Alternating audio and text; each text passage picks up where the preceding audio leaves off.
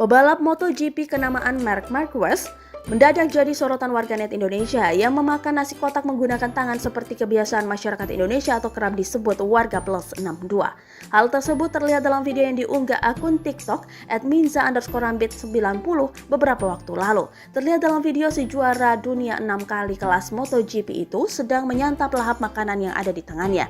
Ia tak sendiri namun juga bersama dengan seluruh kru tim Repsol Honda juga menyantap makanan yang sama.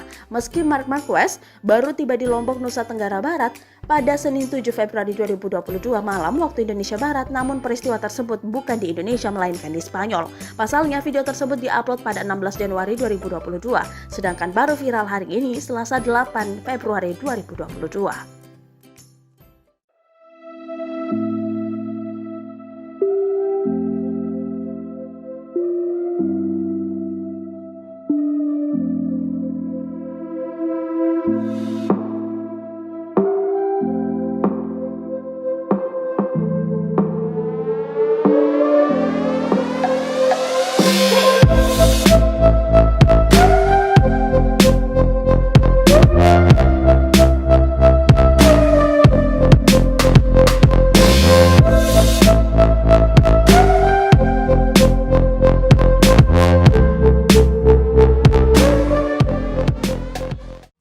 Terima kasih sudah nonton.